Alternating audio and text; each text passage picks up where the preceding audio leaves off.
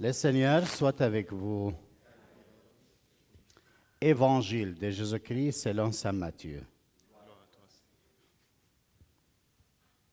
En ce temps-là, Jésus disait à ses disciples, « Comme l'on fut au jour de Noé, ainsi en sera-t-il lors de la venue du Fils de l'homme. En ce jour-là, avant le déluge, on mangeait, on buvait, on prenait femme et on prenait mari, jusqu'au jour où Noé entra dans l'arche. Les gens ne se sont doutés de rien, jusqu'à ce que survienne le déluge qui les a tous engloutis. Telle sera aussi la venue du Fils de l'homme. Alors 2 hommes seront au champ. L'un sera pris, l'autre laissé. 2 femmes seront au moulin, en train de moudre. L'une sera prise, l'autre laissée. Veillez donc, car vous ne savez pas quel jour votre Seigneur vient. Comprenez-le bien. Si le maître de la maison avait su à quelle heure de la nuit le voleur viendrait, il l'aurait veillé et n'aurait pas laissé percer le mur de sa maison. Tenez-vous donc prêtes, vous aussi. C'est à l'heure où vous ne penserez pas que le Fils de l'homme viendra. Acclamons la parole du Seigneur. Louange à toi, Seigneur. Asseyez-vous.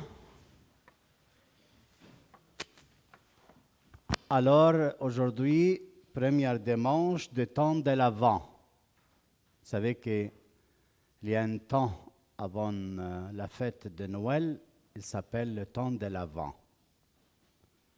Et ce n'est pas le temps de Noël. Il n'a pas de rapport. Seulement la dernière semaine, qu'on va se parler de Noël. Mais les premières 3 semaines de ce temps de l'Avent, on parle de la venue du Seigneur. Et aujourd'hui, le Seigneur nous donne cette parole et il dit à ses disciples, le jour où il viendra, il sera comme ça. Le jour de sa venue, comment il va être? Parce que le Seigneur vient, toujours il vient. Comment il va être la journée de sa venue? Alors il parle comme ça. Il parle d'un jour du temps de Noé. Il dit, comme au jour de Noé, Noé il a monté sur une montagne haute, et sur la montagne, il a commencé à construire un bateau, l'arche. Parce qu'il savait que le Seigneur va faire un jugement sur la terre qui était plein de méchanceté et du mal. Et alors le Seigneur, il a voulu commencer tout un monde nouveau en enlevant le mal. C'est pour cela qu'il voulait entrer.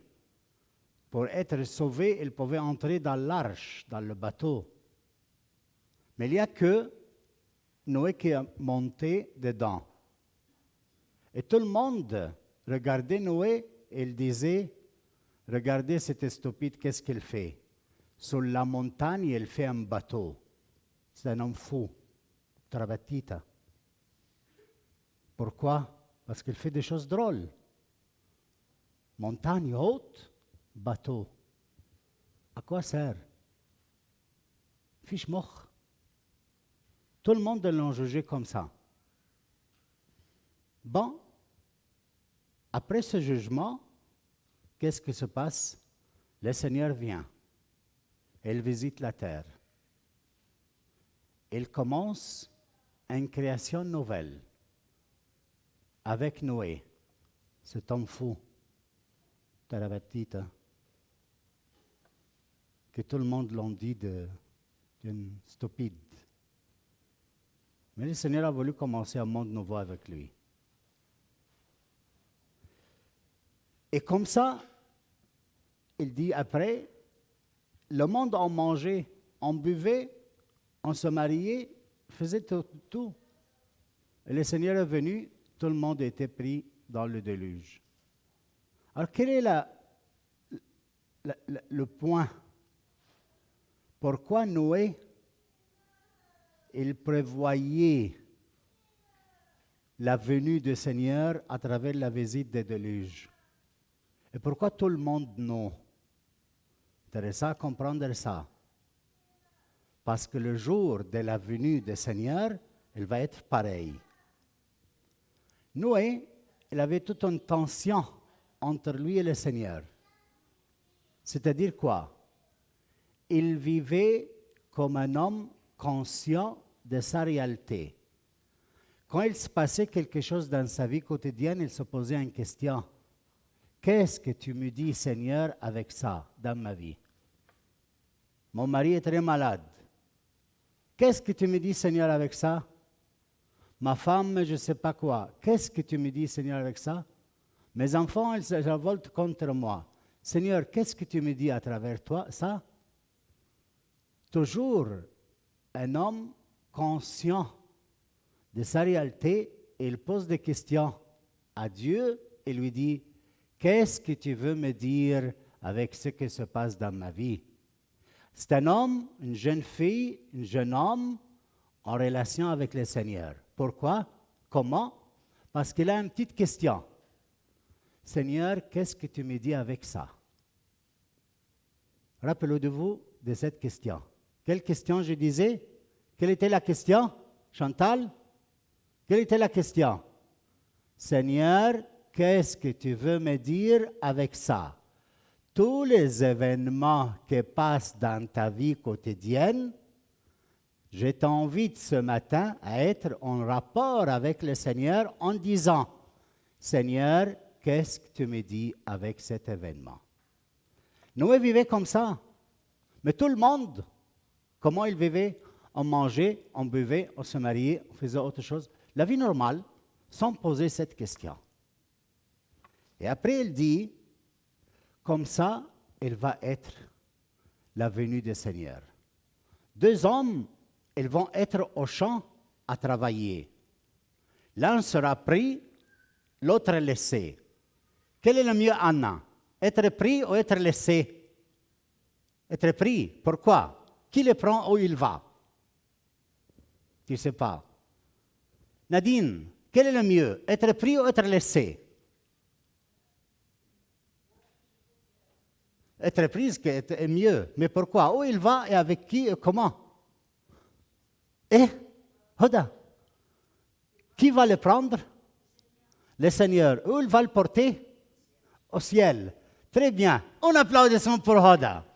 Il est brave ce matin. Mais c'est ça, le jour du Seigneur, il va venir. Les deux sont au champ de travail. Deux femmes sur le moulin pour faire moudre la farine. Deux hommes, ils travaillent dans une pharmacie.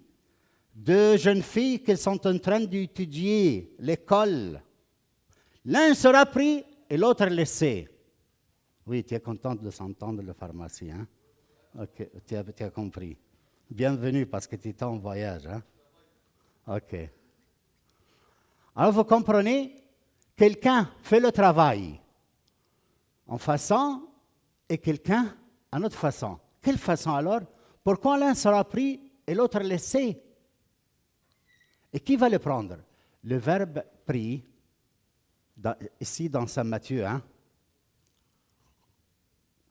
Saint Matthieu, il se rappelle de ce verbe deux fois dans le premier chapitre de son évangile, quand il dit, l'ange du Seigneur, il dit à Joseph dans le sommeil, Joseph, ne craignez pas de prendre ta femme, Marie, comme épouse pour toi. La deuxième fois, Joseph, ne craignez pas de prendre ta femme, Marie, et prends ta femme et va en Égypte. La troisième fois, Joseph, ne craignez pas, prends ta femme, Marie, et retourne en Israël. Le même verbe qui se dit ici, l'un sera pris et l'autre laissé. Celui qui était pris pour être avec le Seigneur dans le festin éternel, dans le banquet éternel. Mais pourquoi il va être pris comme ça et l'autre laissé? Parce qu'il est en train de faire son travail dans le champ, dans les études. Il va à l'université, il fait ses études, mais avec intention. Seigneur, qu'est-ce que tu me dis avec ça? Il va à l'école, mais avec une question. Seigneur, aujourd'hui j'ai échoué. J'étais avec succès. Qu'est-ce que tu es en train de me dire avec ça? Seigneur, ce matin, mes amis, ils ne m'ont pas parlé. Qu'est-ce que tu me dis avec ça? Alors, regardez, je vis mon quotidien avec des questionnements vers le Seigneur. Qu'est-ce que tu me dis avec ça? Alors, ces tensions avec le Seigneur, ces questions, elles me font vivre le temps du ciel. Parce que je reçois des réponses et je vis en dialogue avec le Seigneur. Et si le Seigneur ne me répond pas aujourd'hui ni demain, j'attends après-demain, peut-être le troisième jour, et comme ça. Mais le temps, je le passe en tension, en questions et réponses avec le Seigneur. Celui-là sera pris, l'autre qu'il mange, il boit, il se marie, il travaille, il fait ces choses pour lui, pour moi. Je fais mes choses pour moi. Ah, tu fais pour toi. Quand le Seigneur vient, il te laisse. Si tu es pour toi, pour tes enfants, pour ta femme, et c'est tout, tu penses à employer toutes choses à ton service, le Seigneur, quand il vient, tu ne seras pas pris. Pourquoi? Parce que tu n'as pas cette tension vers le Seigneur. Tu ne vis pas le ciel de maintenant. Alors aujourd'hui, le Seigneur nous parle de sa venue. Et il vient avec un jugement. Le jugement de prendre quelqu'un et de laisser l'autre. On vit une vie normale comme le jour de Noé. Mais cette vie normale, elle doit être en tension, en rapport avec le Seigneur. Et alors le Seigneur, quand il vient, il te prend aux noces éternelles. Et ces noces-là, elles commencent et je termine. Ces noces-là, elles se réalisent maintenant. Sur cet autel, il y aura une noce, un mariage. Le ciel, Jésus-Christ, dans le pain et le vin, il va devenir le corps et le sang de Christ. OK? Il est sur la terre, sur l'autel. Et Jésus-Christ vient du ciel. Alors le ciel se unit à la terre dans la messe. Quand tu viens à la messe, cher, tu ne viens pas assister à une liturgie hors de ta conscience. La messe, c'est le moment d'être unis. Tu me comprends? La messe, c'est le moment d'être unis. Le ciel avec la terre. Alors c'est le moment d'être régénéré de nouveau.